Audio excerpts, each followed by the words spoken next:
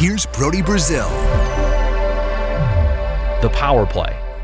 Will it have a new look? And when we say that, how different are we talking here? Because last season they converted to the tune of 14.1%. It was 29th out of 31 NHL teams. By the way, how weird is it to say this year 32? I'm going to have to keep remembering the Kraken. But 32 is a nice even number. Anyway, why am I talking about this? 29th out of 31 teams last year, 14.1%. Obviously not going to cut it. And you know the old hockey math, right? You want to take your penalty kill percentage and your power play percentage, and if you add those two up, you're coming in at around 100%. Well, to do this, I mean, your PK needs to be 86%.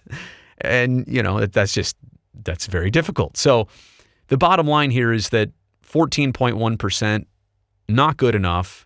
And it's not even the measure of converting on power plays for the Sharks. Wait, how could I say that? That's everything, right? The results in this are everything. And that is true. But there have been so many instances we've seen in last season alone, where the Sharks get on the man advantage and they only generate a shot or no shots. I mean, it happened way too many times last year, and Randy Hahn would mention it. No shots on that power play for the Sharks. No shots on goal. That has to initially be the one thing that changes. Before you start talking about up in that percentage and trying to get it more like 18, 19, up into the 20% range, you got to start figuring out how every single time you're out there that you make the other team pay for their penalty that they took. Create momentum in those 2 minutes, and also create momentum in the 2 minutes following your power play. You hear that saying, so often. It was a power play influenced goal, because 10 seconds after they got their skater back out on the ice, they were still pooped. They didn't have time to make a change, and you scored on that very next or same shift. So that's the biggest thing for this team is yes, the end result, but getting away from no shots on the power play. I think there were even games last year where they had no shots for 2.5 power plays, like in a game in a row. They went on a sequence of basically 5 minutes on power plays and not getting any shots. So John McLean is in charge. Again, it was an interesting situation for him to join the team, and it was kind of last minute with an opening that happened due to health situations, let's call it. But I think a new set of eyes, new ideas, new implementation. And the bottom point here is what he talked about in his introductory press conference.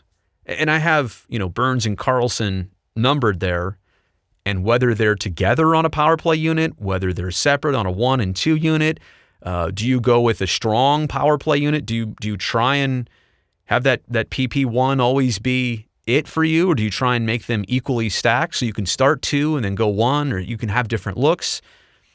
Do you want Burns and Carlson on the points on your power play? How do you do it?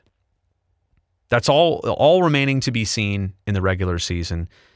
But I think there's going to be a lot of eyes on this. I also think, too, McLean's point about taking over the power play on this team, and that is one of his responsibilities, is that there is plenty of talent with this group to get a way different result than 14.1%.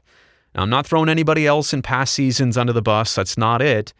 But like I said, let's be honest. You would think that the group and the roster that's there is well capable of a higher number than 14.1%.